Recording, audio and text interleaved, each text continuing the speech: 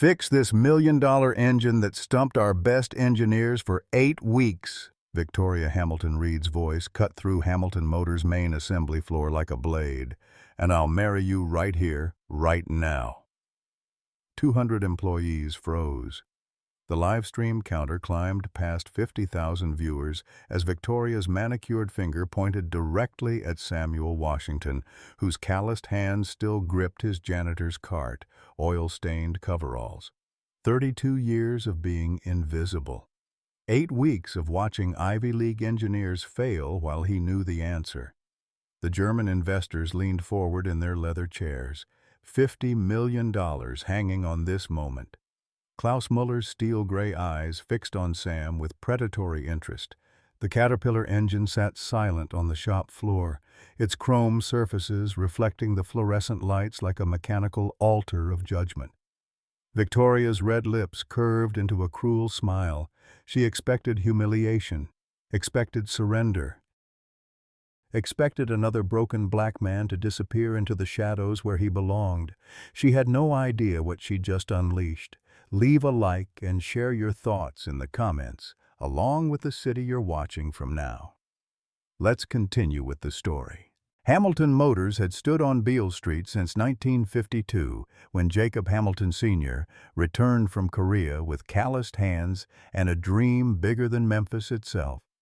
The red brick building stretched 3 city blocks, its diesel-stained concrete floors echoing with the symphony of pneumatic wrenches and the deep rumble of Caterpillar engines being born again.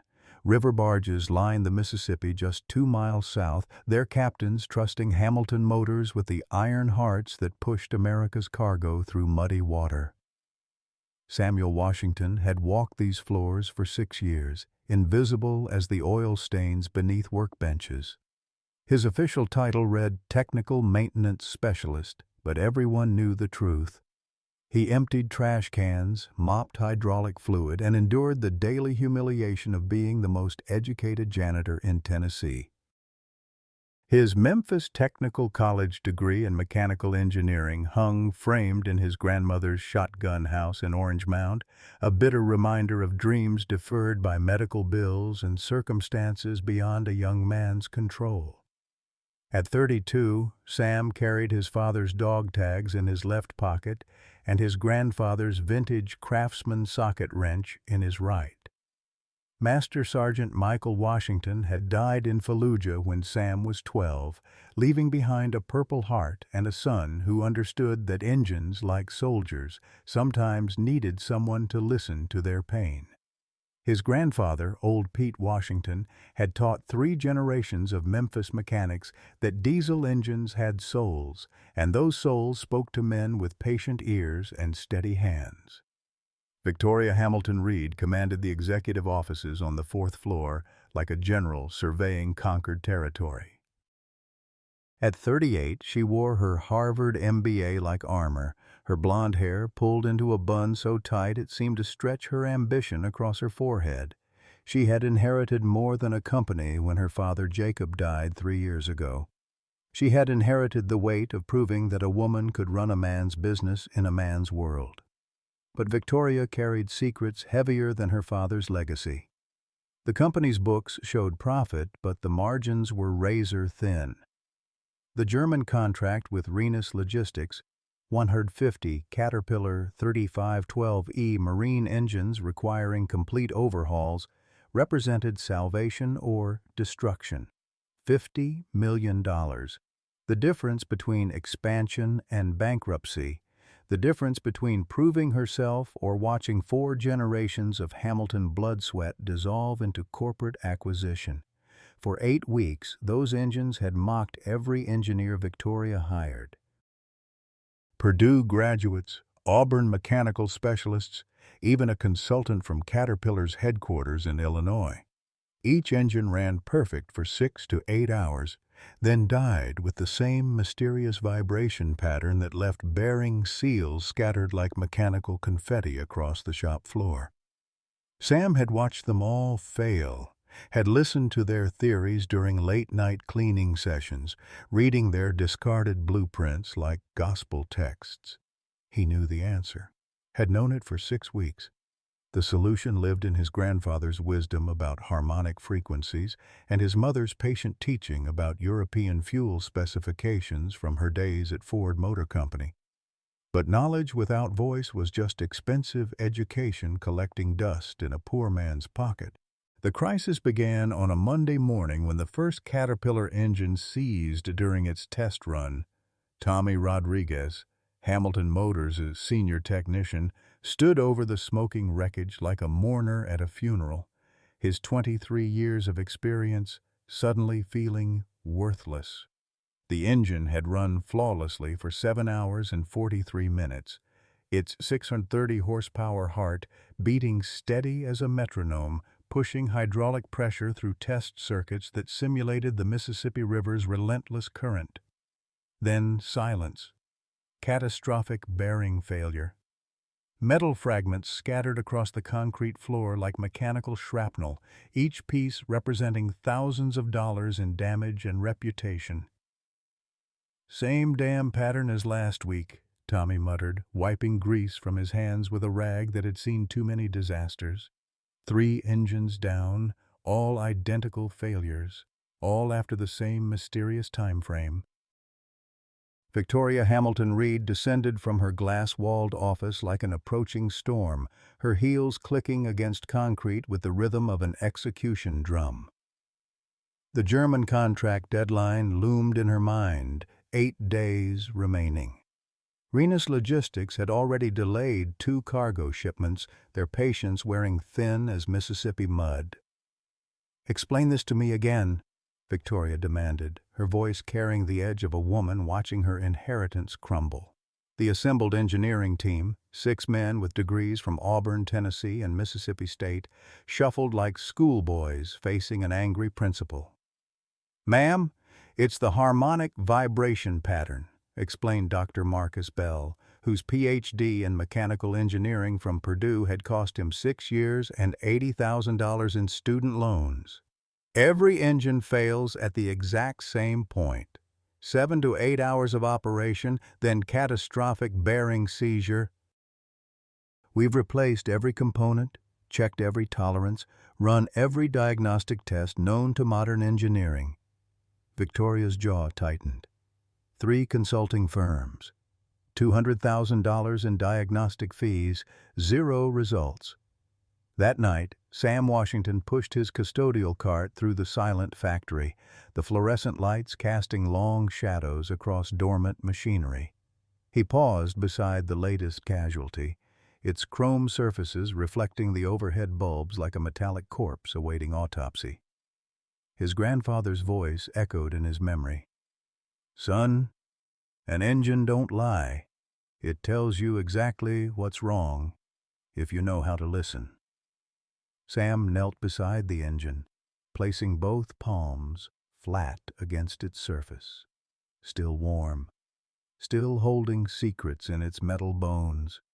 He closed his eyes, feeling for vibrations that instruments couldn't measure, listening for whispers that educated men dismissed as folklore. European fuel specifications. That was the key hidden in plain sight on every blueprint the engineers left scattered across conference tables. These Caterpillar engines were designed for American diesel with 15 parts per million sulfur content. But Renus Logistics ran European marine fuel, ultra-low sulfur diesel with different combustion characteristics, different heat signatures, different harmonic frequencies. The fuel burned cleaner, but it burned differently, like tuning a guitar to European pitch and expecting it to harmonize with American instruments. The engines ran perfectly until thermal expansion reached the critical point where American calibrated bearings couldn't handle European fuel harmonics.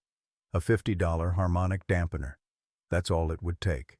A simple resonance buffer to bridge the frequency gap between continents. But Sam kept his knowledge locked behind his teeth, swallowing solutions like bitter medicine. Who would listen to a janitor? Who would trust a black man in coveralls over white men in ties? The crisis deepened daily. By Wednesday, 5 engines had failed. By Friday, 7. Each failure pushed Hamilton Motors closer to bankruptcy, each smoking wreck adding weight to the tombstone of Jacob Hamilton's legacy. Victoria called emergency meetings that felt like war councils, her voice growing sharper with each passing hour. Board members whispered about replacement CEOs. Stock options became worthless paper. The German delegation confirmed their arrival for the following Tuesday, final inspection day. Fix the engines or forfeit the contract.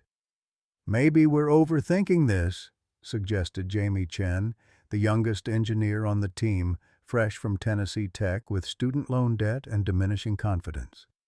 "What if the problem isn't mechanical? What if it's something simpler?" Dr. Bell scoffed. "Simpler? Son, we've run every simple test in the book. This is advanced mechanical engineering, not shade tree mechanics." Sam, emptying wastebaskets in the corner, bit his tongue hard enough to taste copper. Advanced mechanical engineering. His grandmother Rose had been designing advanced mechanical systems when these men were still wearing diapers. But her knowledge lived in his hands now, passed down through generations of Washington men who understood that wisdom wore work boots, not wingtips. The weekend passed like a death watch. Victoria paced her office, staring at financial projections that looked like medical charts for a terminal patient. Hamilton Motors employed 200 families, 200 mortgages, car payments, children's college funds, all balanced on the edge of mechanical failure.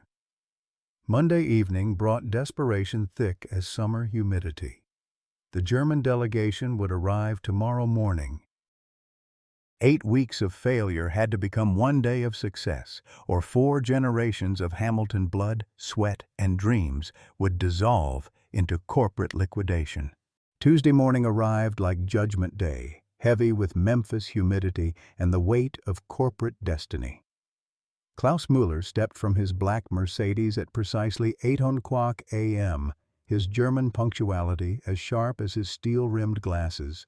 Dr. Heinrich Weber followed, clutching a leather briefcase that contained contracts worth $50 million, or cancellation papers that would destroy Hamilton Motors forever. Victoria Hamilton Reed stood in the executive lobby, her navy Armani suit pressed to perfection, her smile as brittle as December ice. Behind her, the engineering team huddled like soldiers before battle, their faces carrying the hollow exhaustion of 8 weeks without victory. Dr. Marcus Bell's hands trembled slightly as he shuffled through diagnostic reports that read like medical files for a terminal patient. "Gentlemen, welcome to Hamilton Motors." Victoria's voice carried forced confidence, but Klaus Müller's experienced ears detected the desperation underneath. 40 years in German manufacturing had taught him to recognize the sound of a company drowning in its own promises. The tour began in the main assembly area, where the latest casualty sat on the test stand like a mechanical corpse awaiting autopsy. Chrome surfaces gleamed under fluorescent lights, but the engine's silence spoke louder than any rumbling power could. 8 weeks of failure had transformed this million-dollar machine into a monument to engineering inadequacy. "As you can see," Dr. Bell began, his voice carrying the rehearsed cadence of a man explaining the unexplainable, "we've isolated the harmonic vibration patterns that cause bearing seizure after 7 to 8 hours of operation. Our diagnostic equipment shows—" Klaus Müller raised one hand, cutting through the technical babble like a scythe through wheat. "Herr Doctor, I did not fly from Munich to hear theories. I came to see solutions." The words hung in the air like smoke from a funeral pyre. Victoria felt her company's future slipping away with each passing second, each unanswered question, each admission of failure. The board meeting scheduled for Thursday would become her professional execution if she couldn't deliver results today. That's when Sam Washington appeared at the edge of the crowd, pushing his custodial cart through the assembly area with the quiet dignity of a man who belonged in shadows. His maintenance uniform marked him as invisible, just another piece of factory furniture that important people stepped around without acknowledgement. But something made Klaus Muller pause. Perhaps it was the way Sam moved, not with the shuffle of a defeated man, but with the purposeful stride of someone who understood machinery at a cellular level. Perhaps it was the way Sam's eyes lingered on the failed engine, reading its chrome surfaces like a familiar book, written in metal and precision. Victoria noticed the German investor's interest and felt her irritation spike like a fever. "Mr. Washington, we're conducting important business here. Please continue your duties elsewhere." Sam nodded respectfully, but his movement slowed as he passed the engine. His grandfather's voice echoed in his memory. "Son, sometimes the loudest wisdom comes from the quietest voices." The engine was trying to tell its story, but nobody was listening to the right language. "Excuse me, ma'am." Sam's voice carried the careful respect of a man who knew his place but couldn't ignore his conscience. "I couldn't help but notice the harmonic patterns y'all been discussing." The engineering team turned like a choreographed unit, their expressions ranging from surprise to barely concealed annoyance. Dr. Bell's PhD seemed to bristle at the suggestion that a janitor might have insights into advanced mechanical engineering. "Mr. Washington," Victoria's voice carried warning, sharp as broken glass, "I'm sure our educated engineers have considered every possible European fuel specifications." Sam interrupted gently, his words falling into the conversation like stones into still water. "These engines are calibrated for American diesel, but Renus Logistics runs ultra-low sulfur marine fuel, different combustion harmonics, different thermal expansion rates." The room fell silent, except for the distant hum of machinery and Klaus Muller's sharp intake of breath. 40 years of German engineering experience had taught him to recognize genuine insight regardless of its source. This wasn't theoretical babble from textbooks. This was practical knowledge earned through grease and experience. "Continue," Klaus said, his accent making the single word sound like a royal command. Sam stepped closer to the engine, his calloused hands hovering over its surface like a healer approaching a patient. "European fuel burns cleaner, but it burns different. Creates resonance frequencies that these American calibrated bearings can't handle once thermal expansion reaches the critical point.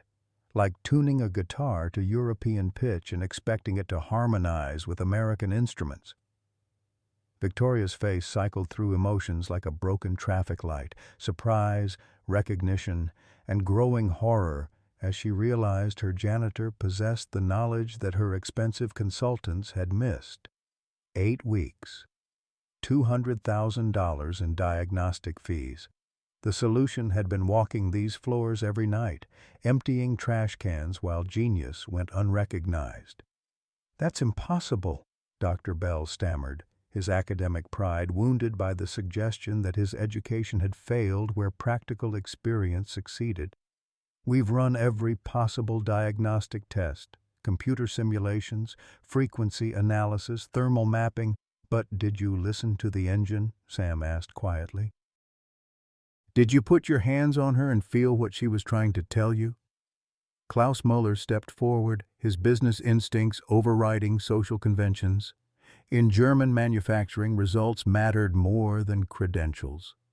"Herr Washington, you believe you can repair these engines?" The question hung in the air like a challenge thrown down at high noon. 200 employees had gathered at the edges of the assembly area, drawn by the unprecedented sight of a janitor discussing engineering theory with German investors, while Harvard-educated consultants stood speechless. Victoria saw opportunity crystallizing like ice in her chest, cruel, sharp, and perfectly suited for cutting. If Sam failed publicly, spectacularly, it would demonstrate that hierarchy existed for good reason, that education mattered, that her company's problems required expensive solutions, not janitor wisdom. "Mr. Washington," Victoria's voice carried the theatrical projection of a woman orchestrating public theater, "you seem quite confident in your analysis. Perhaps we should put your theories to the test." She gestured toward the failed engine with the flourish of a magician revealing her final trick. Fix this $1 million machine that has stumped our best engineers for 8 weeks. Do it in front of our investors, our entire company, and the live stream that's about to broadcast this moment to the world. Victoria pulled out her phone, fingers flying across the screen as she activated the company's social media accounts. Fix this engine in the next 2 hours and I'll promote you to senior engineer with a salary that matches your apparent expertise. Her smile carried the cruel precision of a blade finding its target. But when you fail, and we both know you will, security will escort you from this building permanently.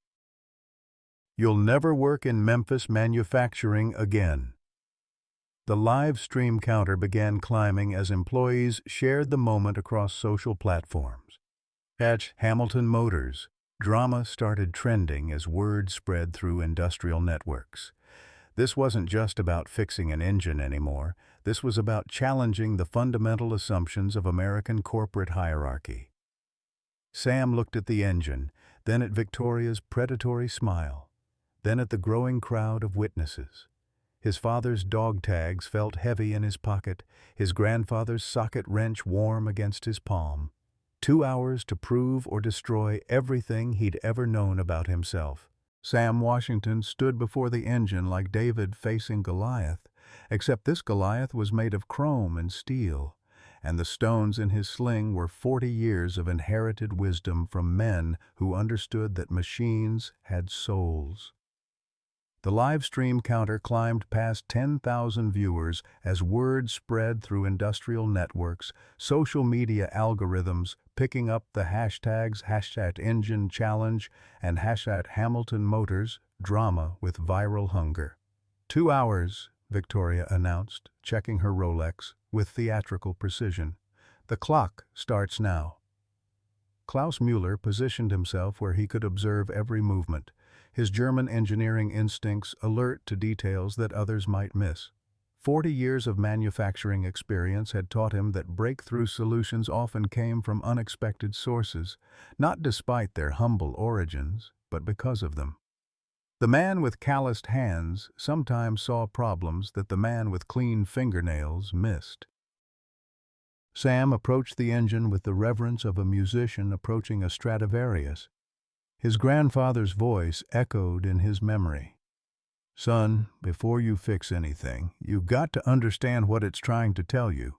Machines don't lie, but they speak in a language most folks never learned."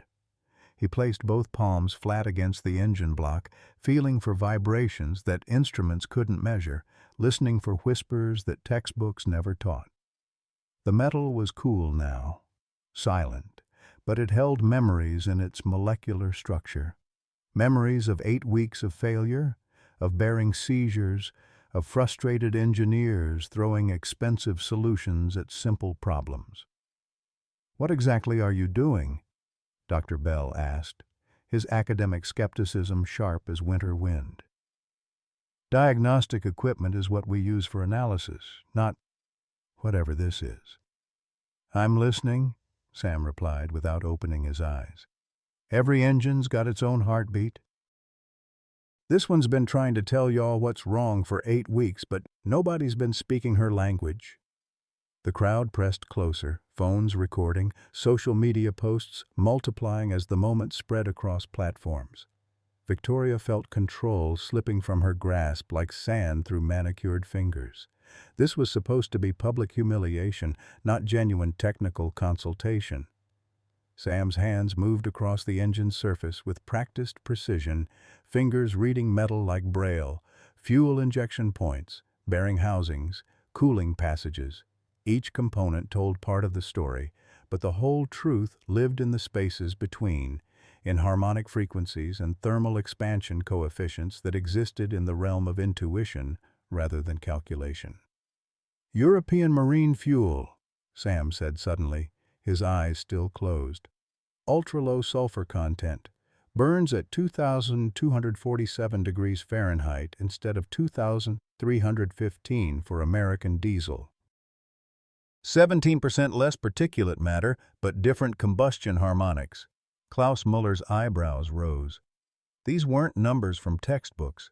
This was specific technical knowledge that few people outside fuel chemistry laboratories would know. Sam opened his eyes and walked to the parts cabinet, his movements purposeful as a surgeon selecting instruments. The problem isn't mechanical failure. It's harmonic resonance conflict. These engines were calibrated for American fuel's combustion signature, but European fuel creates different frequency patterns during thermal expansion. He selected a metal disc roughly the size of a dinner plate, its surface precisely machined with calculated perforations. Harmonic dampener costs about $50 to manufacture, but it'll bridge the frequency gap between American engine calibration and European fuel characteristics. Dr. Bell scoffed, his PhD bristling at the suggestion that complex problems had simple solutions. That's impossible. We've run computer simulations modeling every possible. Computers model what they're programmed to model, Sam interrupted gently, but they can't model what programmers don't know to look for. This isn't about computing power. It's about understanding that engines are living things with their own personalities. Victoria watched her expensive consultants being outmaneuvered by a janitor, and fury rose in her chest like mercury in a thermometer. 8 weeks, $200,000 in diagnostic fees.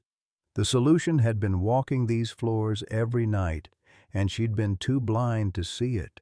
Sam began the installation with movements that spoke of decades spent in intimate conversation with machinery. His grandfather's vintage Craftsman socket wrench fit perfectly in his palm, its weight as familiar as his own heartbeat.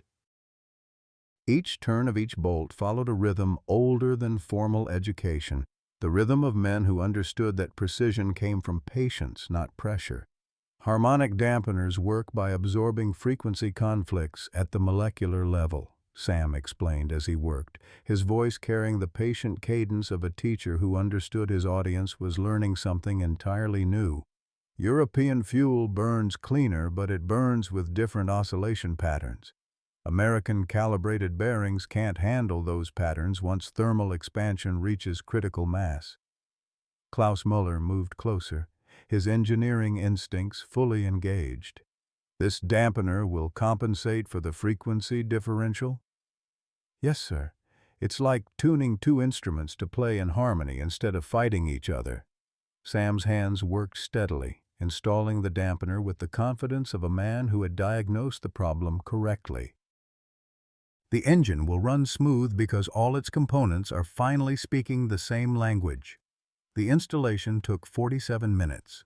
Sam worked in focused silence while 200 employees pressed against the assembly area's boundaries, their phones creating a constellation of recording lights. The live stream had attracted viewers from across the industrial world, engineers from Detroit, mechanics from Houston, technical students from community colleges who saw themselves reflected in Sam's quiet competence. Victoria paced like a caged predator, her heels clicking against concrete in sharp staccato rhythms that made interns flinch. The social media comments were sliding beyond her control, viewers celebrating the underdog story while questioning her leadership judgment. This was supposed to validate hierarchy, not demolish it. "Installation complete," Sam announced, stepping back from the engine with the satisfied expression of a craftsman who had communicated successfully with his materials. "She's ready for testing." The moment stretched taut as piano wire. Klaus Muller checked his watch. 1 hour and 13 minutes remaining. Dr. Heinrich Weber positioned his tablet to record performance metrics. Victoria's phone showed the live stream approaching 50,000 viewers, the comments section scrolling too rapidly to read individual messages. "Start the engine," Klaus commanded with German authority. Sam turned the ignition key with steady hands. The engine awakened with a rumble that filled the assembly area like mechanical thunder, but something was immediately, unmistakably, different. The harsh knocking that had plagued previous attempts was gone, replaced by smooth purring that made Klaus Muller's eyes widen with recognition. This was what automotive perfection sounded like. The engine settled into steady rhythm, its 8 cylinders firing in perfect synchronization. Diagnostic screens exploded with green indicators for the first time in 8 weeks. Temperature readings stabilized. Pressure sensors registered optimal compression. Harmonic analyzers showed frequency patterns that made Dr. Bell gasp in amazement. "Mein Gott," Klaus whispered, his German composure cracking as he stared at performance metrics that exceeded every specification in their original contract. The harmonic patterns are perfect, completely stable. 10 minutes passed, 20, 30. The dreaded failure point came and went without incident. The engine continued running with the steady confidence of machinery finally operating within its natural rhythm, European fuel and American engineering dancing in harmony through the bridge of Sam's $50 solution. At 45 minutes, Klaus Müller made a decision that would change everything. Shut down the engine. "We have seen enough." The assembly area fell silent except for the settling sounds of cooling metal and the whispered prayers of 200 employees whose jobs had just been saved. The diagnostic screens held their green glow for several seconds before fading to standby mode, electronic testimonials to the triumph of inherited wisdom over expensive education. Victoria stood frozen by the windows, her reflection ghost-like in the glass, watching her assumptions crumble like ancient monuments. The live stream comments had transformed from skepticism to celebration, viewers sharing the moment across professional networks, while hashtags like #NeverJudge, a book, and #TalentHasNoColor trended worldwide. Klaus Müller approached Sam with formal German respect, extending his hand with the gravity of international diplomacy. "Herr Washington, that was extraordinary engineering intuition. Your diagnostic methodology impressed our entire delegation." The handshake lasted longer than protocol required, two men from different worlds united by shared understanding that competence transcended credentials, that wisdom wore work boots as often as wingtips. "Furthermore," Klaus continued, his voice carrying across the assembly area with the weight of $50 million, "based on this demonstration, we are prepared to expand our partnership by 20%, specifically contingent on Herr Washington leading our European engine adaptation program." The crowd erupted in cheers that shook the building's steel framework. 20% meant an additional $10 million, money that would transform Hamilton Motors from struggling manufacturer to international player. More importantly, it meant 200 families could sleep peacefully, their mortgages and children's futures secured by one man's courage to speak truth to power. But the sweetest victory belonged to Rose Washington, who had watched the live stream from her kitchen table in Orange Mound, tears streaming down her cheeks as she witnessed her son receive the recognition that had eluded her for 30 years. The moment Klaus Müller's handshake ended, the assembly floor erupted into chaos that would echo through Hamilton Motors' history like the sound of revolutionary gunfire. 200 employees surged forward, their voices creating a thunderous roar that rattled the building's steel framework. Phones flashed like lightning strikes as the moment spread across social media platforms with viral velocity, hashtags multiplying faster than kudzu in Mississippi summer heat. But Victoria Hamilton Reed stood frozen at the epicenter of her own professional earthquake, watching her carefully constructed world crumble around her designer heels. The live stream counter had climbed past 75,000 viewers, comments flooding in from industrial professionals across 3 continents who had witnessed something unprecedented, a janitor solving problems that had stumped teams of credentialed engineers. "This is impossible," Dr. Bell whispered, his voice carrying the hollow sound of a man watching his academic certainties dissolve. "Computer simulations, thermal analysis, frequency modeling. We tested everything. Everything except listening." Sam replied quietly, his calloused hands still resting on the engine that had just validated 40 years of inherited wisdom.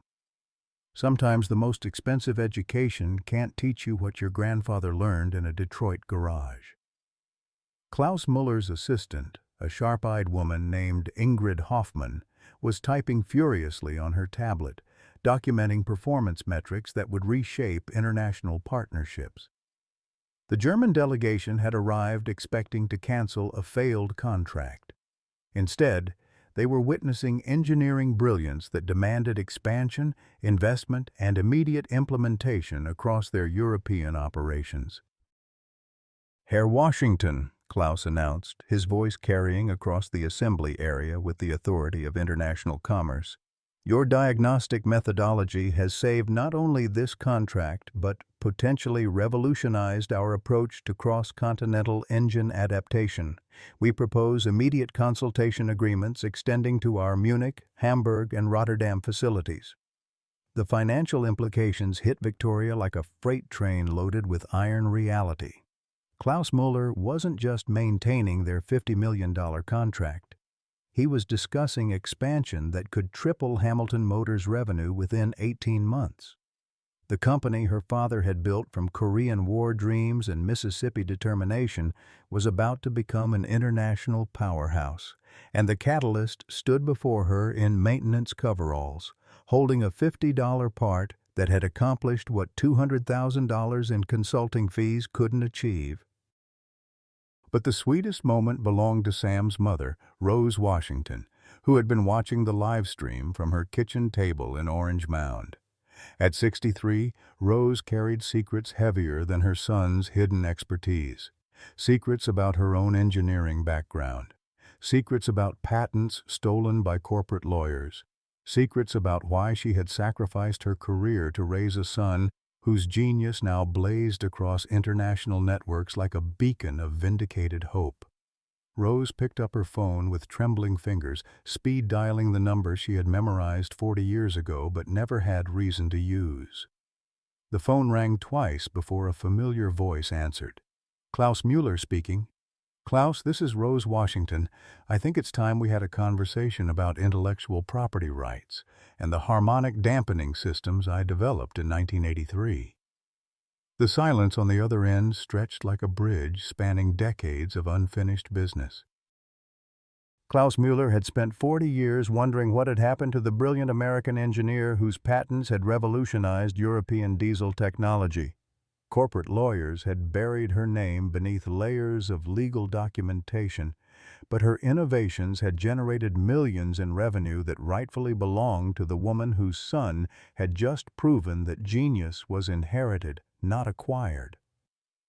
Back on the factory floor, Victoria faced a moment of reckoning that would define the rest of her professional life. The live stream comments had shifted from celebration of Sam's triumph to harsh criticism of her leadership judgment.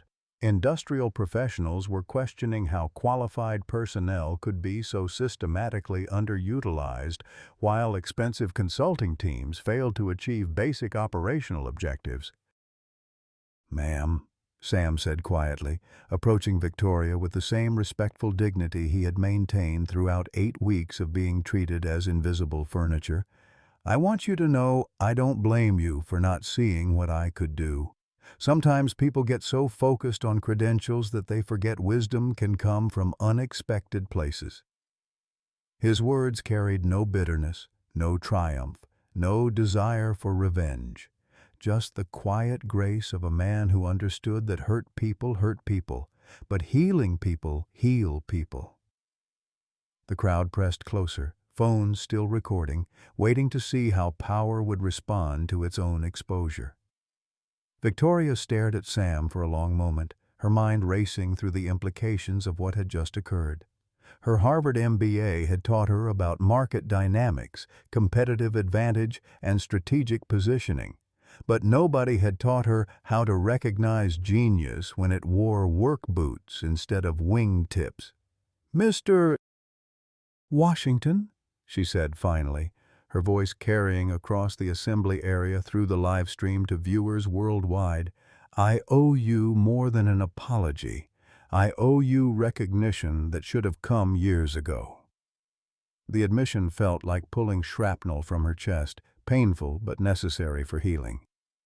"Effective immediately, you are promoted to Chief Engineering Consultant with full authority over our European adaptation program.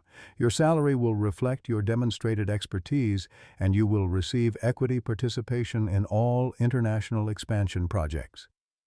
The crowd erupted again, but Sam raised one hand for silence. When he spoke, his voice carried the measured cadence of a man who had learned patience from 40 years of being underestimated. "I appreciate that, ma'am, but I got one condition." He gestured toward the engineering team, whose faces reflected various stages of embarrassment and professional humility. "These men are good engineers who got trapped by their own assumptions. I want to work with them, not replace them. Team effort always beats individual genius." Dr. Bell stepped forward, his academic pride wounded, but his professional integrity intact. "Mr. Washington, our entire team formally requests collaboration on future projects. We would be honored to learn from your diagnostic methodologies." The moment crystallized into something larger than personal vindication or corporate success. This was about transforming workplace culture, about recognizing that talent wore many disguises, about building bridges instead of walls between different forms of knowledge. Klaus Muller watched the interaction with growing respect for American adaptability. German business culture valued efficiency and results, but it also respected the gracious handling of victory and defeat. Sam Washington possessed both technical brilliance and emotional intelligence, a combination that international partnerships required. "Furthermore," Klaus announced, "based on this demonstration and Herr Washington's collaborative approach, we are prepared to establish a joint research facility here in Memphis, German precision engineering combined with American innovative thinking. The partnership will focus on sustainable marine propulsion systems for the next generation of cargo transport." The implications were staggering. A German research facility in Memphis would bring hundreds of high-paying jobs, attract other international partnerships, and transform Hamilton Motors from regional manufacturer to global innovation center. The ripple effects would extend through the entire Mississippi River industrial corridor, creating opportunities for technical college graduates who had been overlooked by traditional hiring practices. Victoria felt the weight of her father's legacy shifting from burden to opportunity. Jacob Hamilton had built this company to prove that Southern engineering could compete with Northern sophistication. Now his daughter was witnessing the validation of that vision through the unlikely alliance between German investment and Memphis innovation. "There's something else," Klaus said, checking his phone where messages from Munich were arriving with urgent frequency. "Our board has reviewed the live stream and your company's handling of this situation. They are impressed not only with the technical solution, but with the corporate culture that allowed recognition and promotion based on demonstrated competence rather than predetermined assumptions." He paused, letting the weight of international approval settle on the assembled crowd. "This is the kind of partnership that builds industries, not just profits." Sam looked around the assembly area at faces that had watched him push mop buckets and empty trash cans for 6 years, never imagining that quiet competence was masquerading as janitorial service. Some showed embarrassment, others displayed newfound respect. A few reflected the uncomfortable recognition that their own assumptions about intelligence, capability, and worthiness might need fundamental reconsideration. "I want to say something to everyone here," Sam announced, his voice carrying clearly through the live stream to viewers who had become witnesses to an American story of redemption and recognition. "My grandfather used to tell me that engines don't care about your skin color, just whether you understand their language, but people aren't engines. People make judgments based on what they see, not what they know." He gestured toward the repaired engine, its chrome surfaces reflecting the faces of 200 employees who had just watched their assumptions shattered by $50 worth of precision engineering and 40 years of inherited wisdom. What happened here today isn't just about fixing machines, it's about fixing the way we see each other, about recognizing that talent comes in packages we might not expect, about understanding that the person emptying your trash can might have solutions to problems your expensive consultants can't solve. The live stream comments exploded with shares, retweets, and testimonials from viewers who saw themselves reflected in Sam's journey from invisibility to recognition. Technical college students across America were posting their own stories of being underestimated. Immigrant engineers were sharing experiences of having their expertise dismissed. Women in manufacturing were adding their voices to a conversation that had become larger than one company's transformation. Victoria realized she was witnessing more than corporate reorganization. This was cultural evolution, broadcast live to an audience that stretched far beyond Memphis manufacturing. The story would spread through professional networks, inspire policy changes at other companies, and demonstrate that true leadership meant creating environments where hidden talent could emerge and flourish. The moment of ultimate triumph arrived when Klaus Muller's phone rang with an international call. He answered in rapid German, his conversation punctuated by expressions of amazement and approval. After several minutes, he ended the call and turned to address the assembled crowd. "That was our board chairman in Munich. Based on today's demonstration and the international attention this story has received, Renus Logistics is immediately tripling our partnership investment at $150 million over 3 years, with Hamilton Motors as the exclusive North American partner for European marine engine adaptation." The number hung in the air like summer lightning, illuminating possibilities that had seemed impossible just hours earlier. $150 million, enough to transform not just Hamilton Motors but the entire Memphis industrial corridor. Enough to prove that American manufacturing could compete globally when it embraced all forms of expertise, regardless of their packaging. But the greatest victory belonged to Sam Washington, whose quiet dignity had transformed public humiliation into international recognition, whose inherited wisdom had bridged the gap between American ingenuity and German precision, whose grandfather's voice had finally found an audience worthy of its accumulated knowledge. The triumph lasted exactly 18 hours.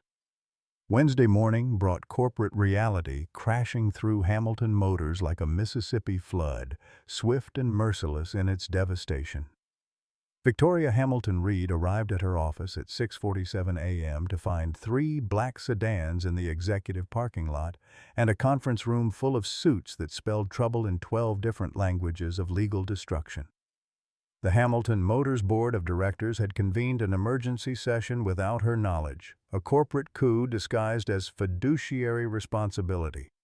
12 men in expensive ties sat around her father's mahogany table like vultures circling fresh roadkill, their faces carrying the cold calculation of people who viewed human drama as quarterly profit margins. "Victoria, please sit down," said Harrison Blackwood III, whose family had held Hamilton Motors stock since 1960 and whose voice carried the entitled authority of old Memphis money.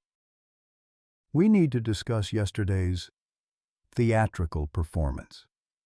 The word theatrical cut through Victoria's chest like a blade finding bone. Yesterday's miracle had become today's liability in the span of one board meeting, transformation reduced to corporate theater that threatened shareholder confidence.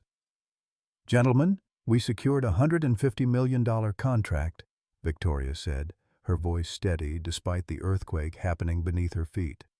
"Our stock price jumped 23% in overnight trading. International partnerships are built on the public humiliation of our CEO," interrupted Margaret Sinclair, whose Harvard law degree and family investment portfolio gave her the authority to destroy careers with surgical precision. The live stream has been viewed 2.7 million times. Comment sections are filled with speculation about your leadership judgment and the company's internal dysfunction. Victoria felt the walls closing in like a trash compactor designed for executive dreams. The viral video that should have been her vindication had become evidence of corporate mismanagement, proof that Hamilton Motors had allowed a janitor to possess solutions that expensive consultants couldn't find.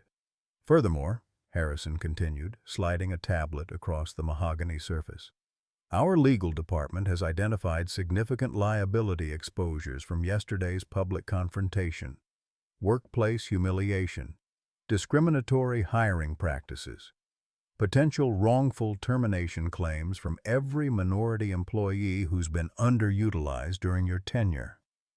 The tablet displayed screenshots from social media platforms where hashtag Hamilton Motors drama had spawned conversations about systemic workplace discrimination. Industrial professionals were sharing their own stories of being overlooked, undervalued, and dismissed based on appearance rather than competence. The company had become a symbol of everything wrong with American corporate culture, but the deepest cut came from Margaret Sinclair's legal analysis, delivered with the cold precision of a surgeon removing cancerous tissue.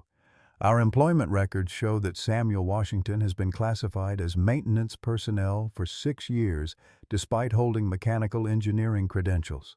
Our HR documentation reveals systematic underutilization of qualified minority employees. The Department of Labor has already initiated preliminary inquiries. Victoria's Harvard MBA had prepared her for many challenges, but not for watching her moment of triumph become evidence of institutional discrimination. The contracts Klaus Muller had signed were real. The engineering solutions were valid. But corporate boards operated in a different reality, where perception mattered more than performance, where viral videos created liability rather than celebration. "What do you want?" Victoria asked, though she already knew the answer from the predatory expressions surrounding her father's table. "Your resignation," Harrison replied with the matter-of-fact tone of someone ordering lunch, "effective immediately. The board has already selected interim leadership, while we conduct a comprehensive search for permanent replacement." The corporate assassination was swift, efficient, and devastating in its completeness. Victoria Hamilton Reed, who had inherited her father's company and fought for 3 years to prove herself worthy of his legacy, was being removed from power at the moment of her greatest triumph. Meanwhile, Sam Washington was discovering that recognition came with its own forms of destruction. The live stream's viral spread had attracted attention far beyond industrial networks.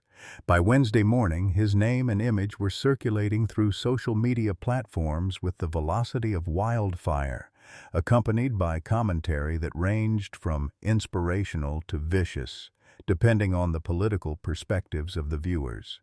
Conservative blogs celebrated him as proof that American meritocracy still rewarded hard work and competence. Liberal websites praised his story as validation of systemic discrimination arguments. International media portrayed him as evidence of American industrial revival. But the attention also brought darker elements crawling from the shadows of social media anonymity. Death threats arrived through multiple channels. Racist messages flooded his social media accounts. Anonymous phone calls to his mother's house carried voices promising violence if that uppity boy didn't know his place. The price of visibility was terror that stalked his family through digital networks and late-night telephone calls. "Mama, maybe I should have kept my mouth shut," Sam said, sitting at Rose Washington's kitchen table while she applied antiseptic to cuts on his knuckles from the previous night's confrontation with 3 men who had followed him home from work. Rose's eyes carried the weight of 40 years, watching her son navigate a world that celebrated his intelligence while resenting his existence. "Baby, your granddaddy used to say that the tallest trees catch the most wind, but they also give the most shade to folks who need shelter." The wisdom felt hollow against the reality of concrete threats and economic uncertainty. Sam's promotion to chief engineering consultant had lasted exactly 19 hours before Harrison Blackwood's interim leadership team placed all personnel changes under review pending comprehensive evaluation of company policies and procedures. The German contracts remained valid, but Sam's authority to execute them had vanished into corporate bureaucracy designed to neutralize disruption while maintaining plausible deniability. He was back to pushing mop buckets and emptying trash cans, except now everyone knew he possessed expertise that his employers refused to utilize.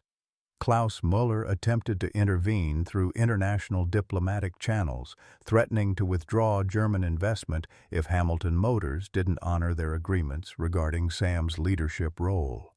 But American corporate law provided multiple mechanisms for circumventing inconvenient promises, especially when those promises involved personnel decisions that threatened established hierarchies. "This is not the American way we expected," Klaus told Memphis business reporters during an impromptu press conference outside his hotel. "German partnerships require trust, competence, and honor.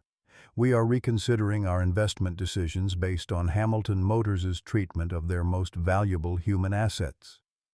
The threat carried real weight, $150 million in international investment hanging on corporate decisions made in mahogany-paneled rooms where quarterly profits mattered more than individual genius.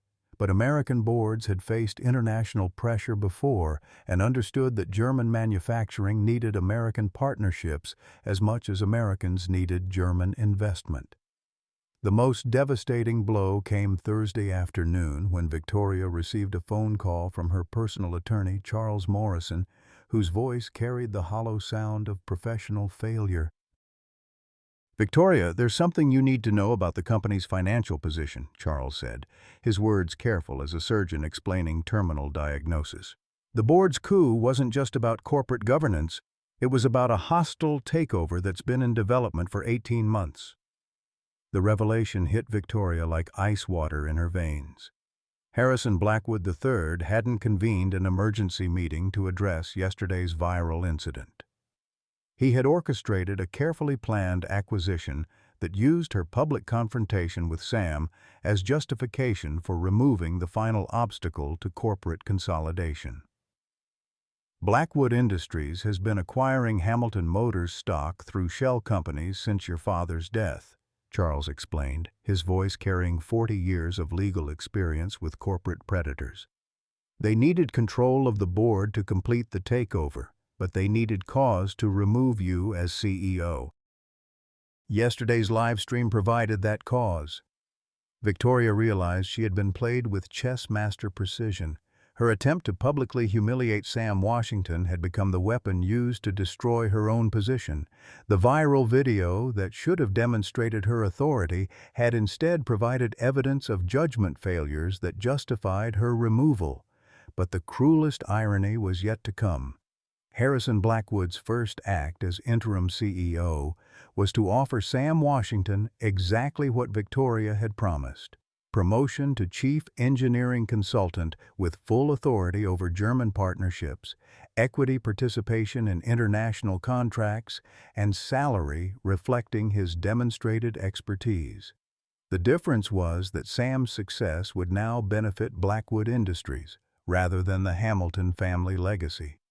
The German contracts that Victoria had secured through public humiliation would generate profits for the very people who had orchestrated her professional destruction.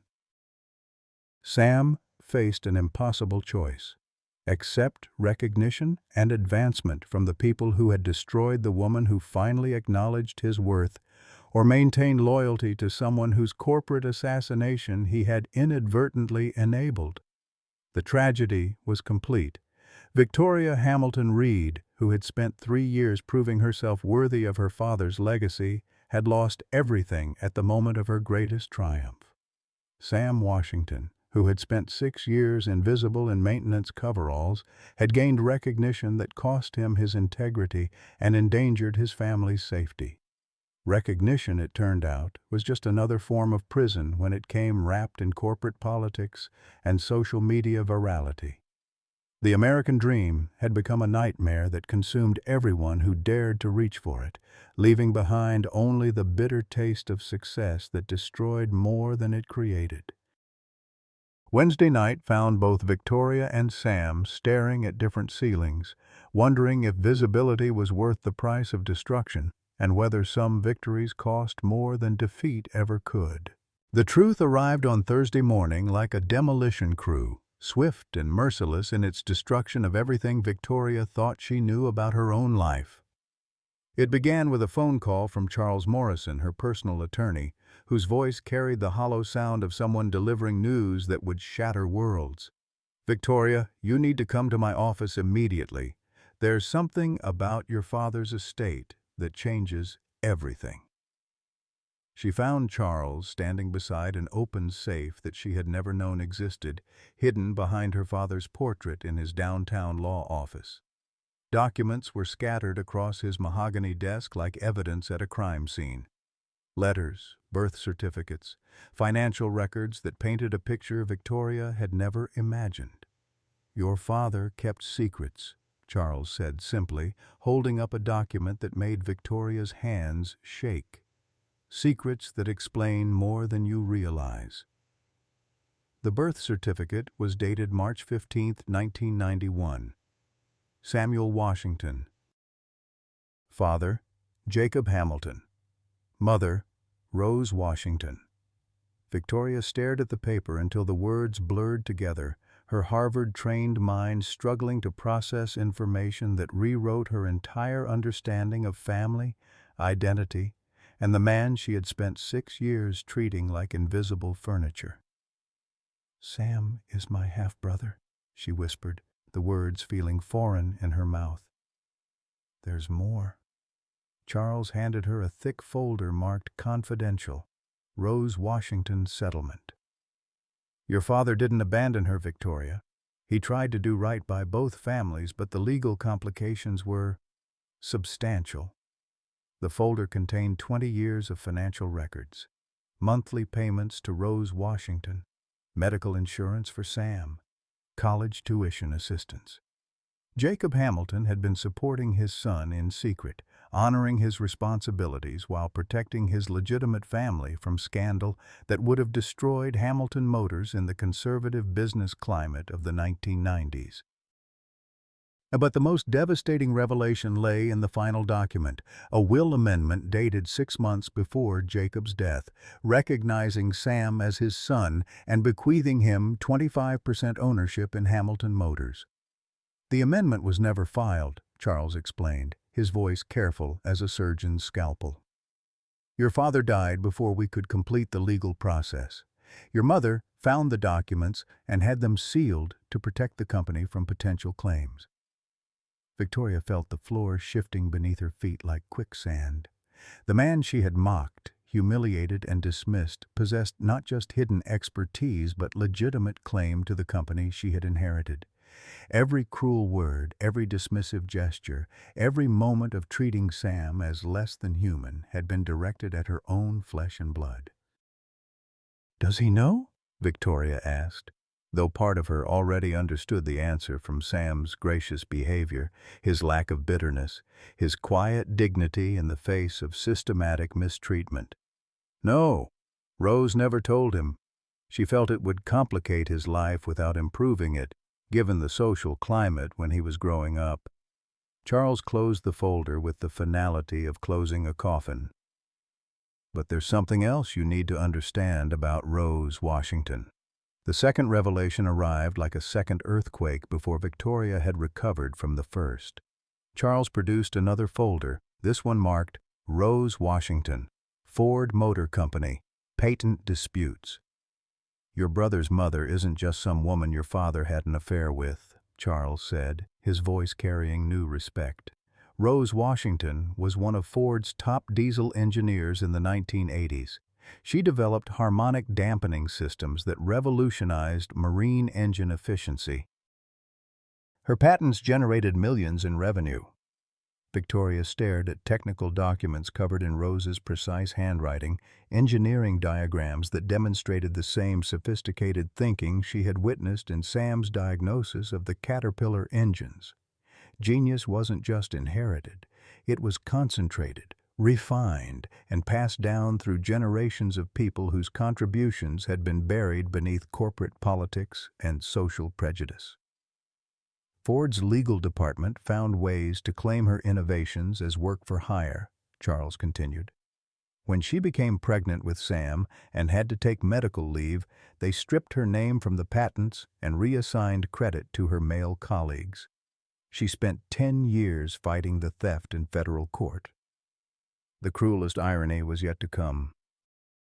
Rose Washington had sacrificed her engineering career to raise Sam, watching her life's work generate profits for people who had stolen her intellectual property while she struggled to pay medical bills on a secretary's salary. She won the case eventually, Charles said, producing a federal court judgment dated 2018. $20 million in back royalties and patent restoration. But the legal fees consumed half the settlement, and the stress contributed to her diabetes complications. Victoria realized she was learning about a parallel universe that had existed alongside her privileged life, a world where genius struggled against systematic theft, where talent was punished rather than rewarded, where justice arrived decades late and at enormous personal cost. But the deepest shock came from the final document in Charles's collection, a handwritten letter from Jacob Hamilton to Rose Washington, dated 1 week before his death. Rose, I know I failed you both by choosing secrecy over courage. Sam deserves his inheritance, not just financially, but as recognition of the Hamilton family's debt to your brilliance. The harmonic dampening work you did at Ford should have made you famous. Instead, they buried your name and stole your innovations. I want to make it right, but I may not have time. If something happens to me, Charles Morrison has instructions to ensure Sam receives what he's owed, not as charity, but as justice. Tell him his father was proud of the man he became, even if I was too cowardly to say it while I lived. Your son has gifts that will change the world if given the chance. I pray my daughter will be wise enough to recognize what I was too afraid to acknowledge.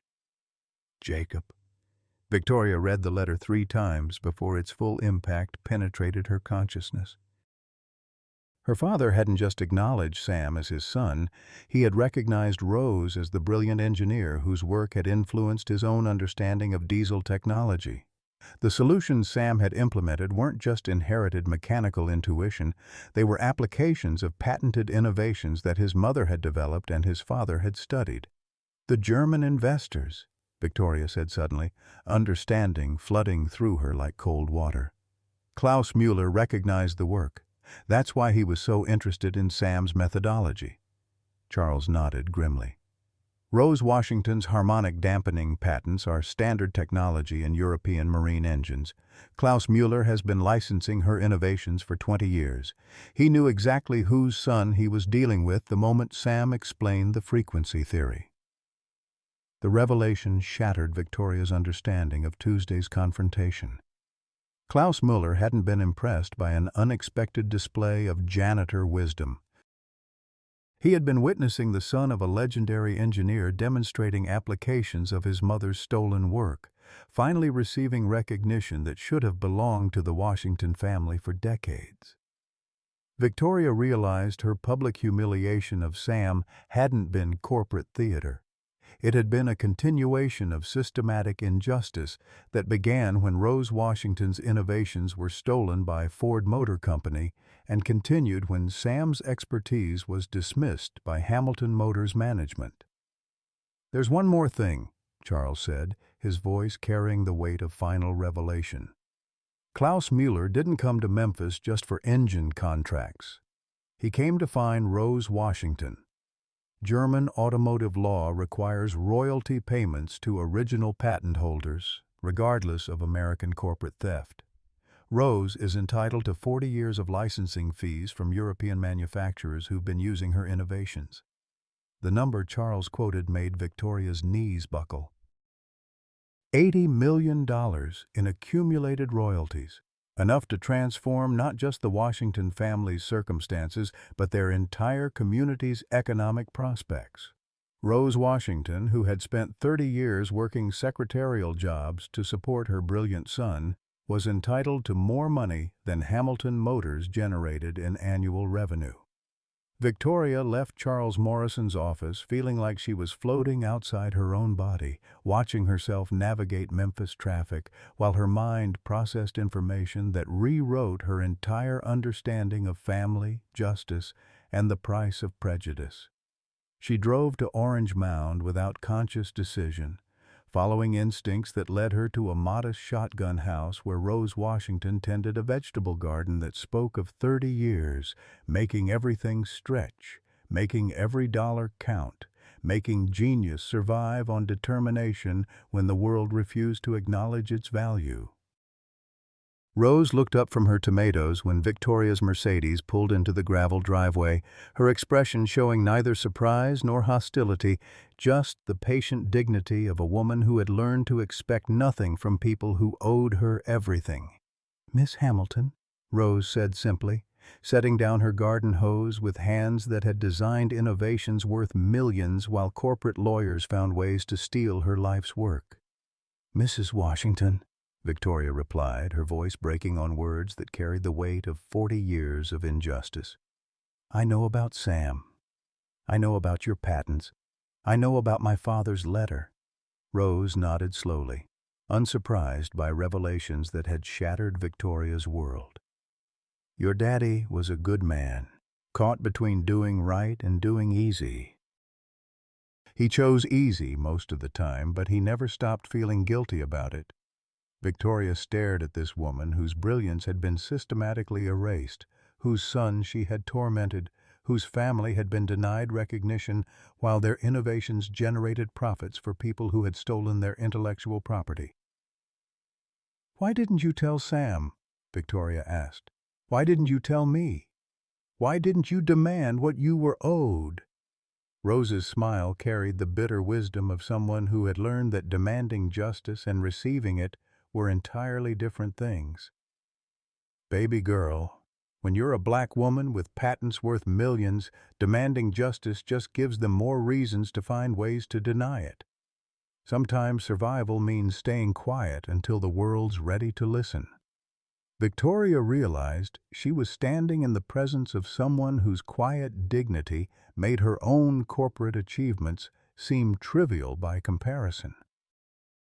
Rose Washington had lost everything to theft and prejudice, but had raised a son whose character transcended the injustices that had shaped his life.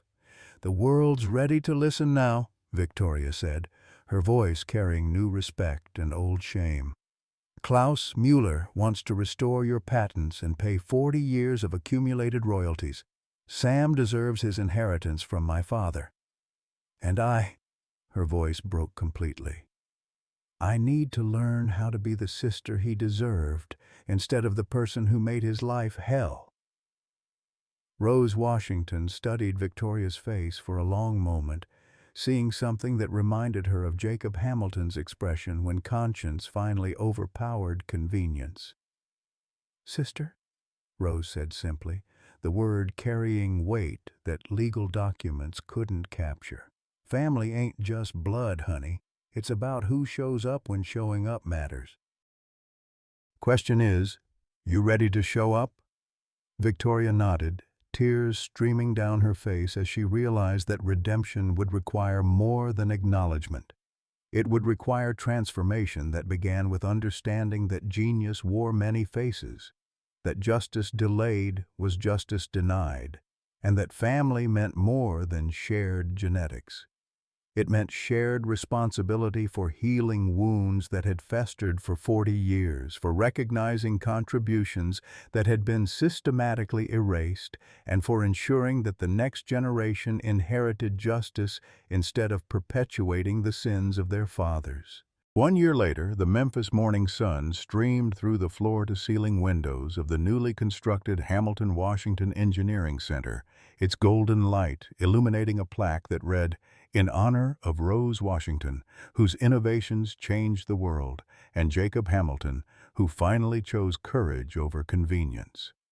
Samuel Washington stood in his corner office on the fourth floor, wearing a tailored Navy suit that felt strange after 6 years in maintenance coveralls, reviewing blueprints for the European Marine Engine Adaptation Program that had grown beyond anyone's wildest projections. His title, Chief Innovation Officer and co-owner Hamilton Motors, still felt surreal some mornings, like wearing clothes that belonged to someone else's life.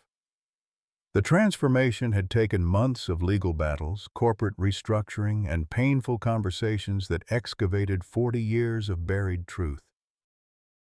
Klaus Mueller had returned to Memphis 3 times, bringing teams of German patent attorneys who worked with Charles Morrison to restore Rose Washington's intellectual property rights and calculate decades of stolen royalties. The final settlement had made international news, $87 million, the largest patent theft restoration in automotive history.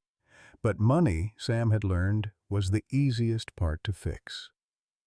Healing relationships required more complex engineering than any mechanical system. Victoria Hamilton Reed, now Victoria Hamilton Washington, having legally changed her name to honor both sides of their family, knocked on his office door with the tentative respect that marked their slowly rebuilding relationship. She carried 2 cups of coffee and a folder marked Munich Expansion Proposal, her role as Chief Operations Officer requiring daily collaboration with the brother she had spent years treating as invisible. "Morning, Sam," she said, setting his coffee on the desk with careful attention to details that once would have been beneath her notice. "Klaus called from Germany. The Hamburg facility is ahead of schedule, and they want to discuss opening a 3rd location in Rotterdam." The success had been overwhelming. Hamilton Washington Motors now employed 800 people across 3 continents, their harmonic dampening technology revolutionizing marine engines from the Mississippi River to the North Sea. Rose's stolen innovations, finally credited to their rightful inventor, had become the foundation for international partnerships that generated more revenue in 1 quarter than the original Hamilton Motors had produced in entire years. But the sweetest transformation belonged to Rose Washington herself. At 64, Rose had returned to engineering with the passion of someone reclaiming stolen time. Her new laboratory occupied the entire 2nd floor of the Hamilton Washington building, equipped with diagnostic equipment that surpassed anything she had access to during her Ford Motor Company days. Graduate students from Memphis Technical College worked alongside German engineers, learning from a woman whose innovations had been erased from history books, but were now taught in automotive engineering programs worldwide. Mama's presenting her new efficiency protocols to the International Marine Engineering Conference next month, Sam told Victoria, pride evident in his voice as he gestured toward a framed photograph showing Rose receiving the Society of Automotive Engineers' highest honor for lifetime achievement. "She's more excited than a kid at Christmas." Victoria smiled, though shadows of guilt still crossed her features when conversations turned to Rose's recognition. No amount of legal settlement could restore 30 years of hidden brilliance, but Rose had taught them both that healing meant moving forward rather than dwelling in regret. "There's something else," Victoria said, her tone shifting to the careful seriousness that marked their most important discussions. "The Department of Education wants to fund the Hamilton Washington Technical Institute, full scholarships for underrepresented students in engineering programs." The institute had been Sam's idea, a way to ensure that future generations wouldn't face the barriers that had kept his talents hidden for so long. The proposed campus would occupy 50 acres in Orange Mound, transforming his childhood neighborhood into a center for technical education that served students whose potential had been overlooked by traditional academic systems. "How much funding?" Sam asked, though he suspected the answer would exceed their most optimistic projections. "40 million over 5 years, Victoria replied, her voice carrying amazement that had become routine as their success compounded beyond reasonable expectations. "They want to make it a model program for technical education nationwide." Sam walked to his window, looking down at the factory floor where the third shift was beginning their workday. The scene below had changed dramatically from his maintenance days. Diverse faces, multiple languages, German engineers working alongside Memphis technicians, sharing knowledge that flowed both ways across the Atlantic. The assembly area where he had once pushed mop buckets now housed some of the most sophisticated marine engine manufacturing equipment in the world. "Sometimes I can't believe this is real," Sam admitted, a sentiment that Victoria understood completely. Her own transformation had been equally profound. The Harvard MBA, who had once defined success through dominance and hierarchy, now measured achievement through collaboration and community impact. Her marriage to investment banker Richard Reed had ended amicably when she realized their relationship had been built on social expectations rather than genuine compatibility. Her new life felt more authentic, more purposeful, more connected to values that extended beyond quarterly profit margins. "Mama wants to talk to both of us this afternoon," Sam said, turning back to Victoria with an expression that suggested Rose's conversations usually carried weight beyond casual family discussion. "She's been mysterious about it all week." They found Rose in her laboratory, surrounded by diagnostic equipment and blueprint tubes, wearing safety glasses and a lab coat that made her look like the engineering professor she should have been 30 years earlier. At 64, she moved with the energetic purpose of someone making up for lost time, her mind as sharp as the precision tools that lined her workbenches. "Y'all sit down," Rose said, gesturing toward chairs arranged around a conference table where she had spread documents that looked suspiciously like legal paperwork. "Time we had a conversation about the future." Sam and Victoria exchanged glances, recognizing their mother's tone from conversations that had historically preceded major life changes. Rose's decisions had shaped their family's trajectory for decades, and her latest project had been shrouded in secrecy for months. "I've been working with Charles Morrison on something special," Rose began, her voice carrying the excitement of someone unveiling a carefully planned surprise. "A foundation that will ensure everything we've built continues beyond our lifetimes." She handed them each a folder marked Washington Hamilton Foundation for Engineering Excellence. The documents outlined an ambitious plan that would perpetually fund technical education, patent protection for underrepresented inventors, and research programs focused on sustainable engineering solutions. "The foundation will receive 20% of all company profits in perpetuity," Rose explained, her businesswoman's mind having developed sophistication that matched her engineering brilliance. "But the real purpose is ensuring that what happened to our family's innovations never happens to anyone else." The Foundation's mission statement made both Sam and Victoria's eyes water. To recognize, protect, and celebrate engineering excellence regardless of its source, ensuring that talent receives acknowledgement and financial reward based on merit rather than social privilege. "Mama," Victoria said, her voice thick with emotion, "this will help thousands of people." "Millions, if we do it right," Rose replied, her expression carrying the determined confidence of someone who had learned to think in terms of generational impact rather than immediate gratification. "But there's something else, something personal." She produced a final document that made both her children gasp. Adoption papers that would legally make Victoria Hamilton Washington Rose's daughter, completing the family circle that genetics had started, but circumstances had prevented. "I know your mama died when you were young," Rose said to Victoria, her voice gentle with understanding. "I can't replace her memory, but I can offer you the mother's love you've been missing, if you want it." Victoria broke down completely, 38 years of emotional walls crumbling under the weight of unconditional acceptance from the woman she had wronged so deeply. Rose's embrace felt like coming home to a place she had never known existed, safe harbor for a soul that had been drifting without anchor since childhood. Sam watched his mother and sister hold each other, understanding that healing sometimes required more courage than original wounds had caused pain. Rose Washington had chosen love over resentment, family over justice, forgiveness over revenge. Her capacity for grace had transformed their tragedy into triumph, their separation into strength. The ceremony took place on a perfect Memphis afternoon in Rose's backyard garden, surrounded by vegetables she had tended through 30 years of struggle and 3 generations of family growth. Judge Patricia Brooks, who had presided over Hamilton Motors' corporate restructuring, administered the adoption with tears in her eyes, recognizing the historical significance of legal documents that formalized what hearts had already determined. Klaus Mueller attended via video conference from Munich, his German formality softened by genuine affection for the American family whose brilliance had revolutionized his industry.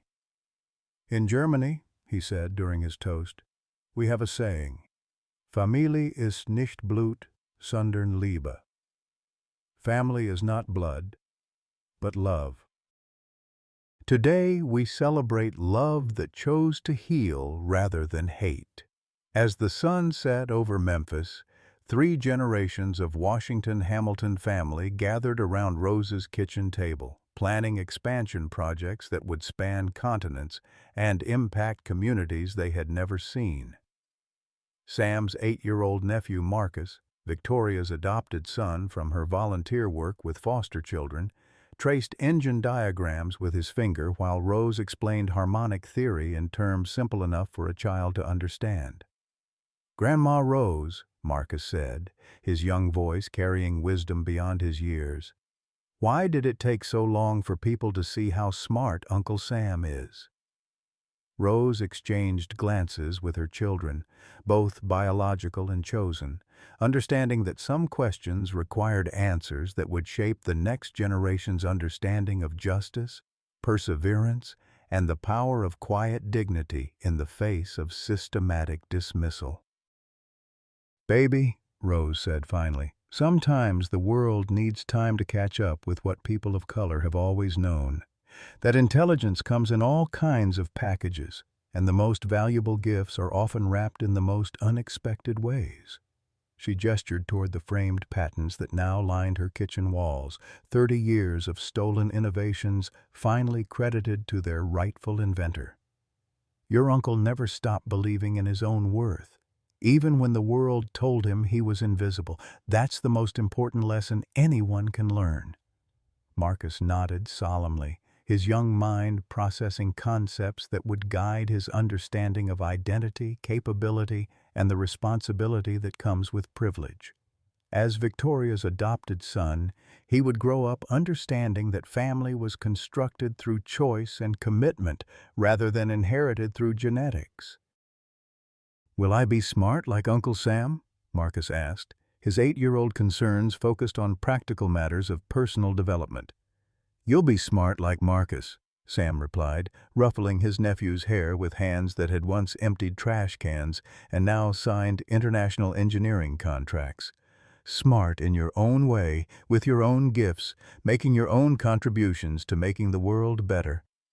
As Memphis night settled over Orange Mound, the Washington Hamilton family sat together planning tomorrow's challenges and celebrating today's victories, their story having evolved from individual struggle to collective triumph, from hidden talent to international recognition, from separation to unity. The Hamilton-Washington Technical Institute would break ground the following spring, providing full scholarships for students whose potential had been overlooked by traditional academic systems. Rose Washington's name would be carved in stone above the entrance, ensuring that future generations would know the woman whose stolen innovations had finally received their due recognition. Sam Washington would continue leading international engineering partnerships that bridged continents and cultures, his quiet dignity having transformed corporate culture not just at Hamilton Motors, but throughout the industrial world. His story had become case study material at business schools, demonstrating the cost of overlooking talent and the rewards of inclusive recognition practices. Victoria Hamilton Washington would spend the rest of her career ensuring that other companies learned from her mistakes, consulting with corporations on diversity initiatives that went beyond legal compliance to embrace the practical benefits of recognizing excellence regardless of its packaging. But the greatest victory belonged to love itself, love that had chosen healing over hatred, family over revenge, future over past. Rose Washington's capacity for forgiveness had transformed 3 broken lives into one unified family. Proof that the most sophisticated engineering project was building relationships that could withstand the stress of historical injustice and emerge stronger than their original specifications. Sometimes the most complex problems had the simplest solutions, treating people with dignity, recognizing talent wherever it emerged, and understanding that family was less about shared genetics than shared commitment to lifting each other higher than circumstances suggested was possible. The American dream, they had learned, was less about individual success than collective rising, less about competition than collaboration, less about winning than ensuring everyone had the chance to contribute their unique gifts to building something better than what they had inherited. As Memphis slept, 3 generations of Washington Hamilton determination planned tomorrow's innovations, their combined wisdom creating harmonic frequencies that would resonate far beyond their own lives, touching communities they would never see, but whose futures had been improved by their courage to transform pain into purpose. Friends, Sam and Rose Washington's story reminds us that our greatest years aren't behind us. They're unfolding right now. Like Rose, who reclaimed her engineering legacy at 64, or Sam, who transformed from invisible janitor to celebrated innovator at 32, your wisdom and experience are treasures this world desperately needs. You've weathered decades of challenges, raised families, built communities, and accumulated knowledge that no classroom can teach. Yet society often whispers that your best contributions are past tense. That's not just wrong. It's tragic waste of human potential.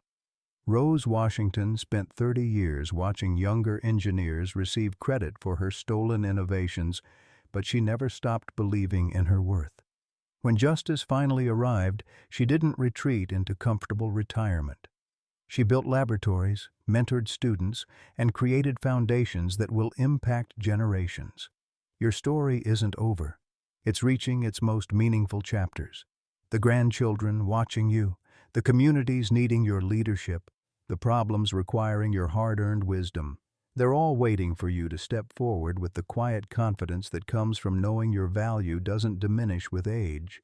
It deepens like fine wine, becoming more precious with each passing year. Questions for you.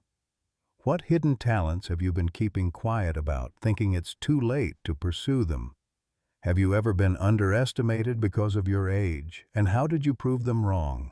Share your stories in the comments below. Your experiences might be exactly what someone else needs to hear today.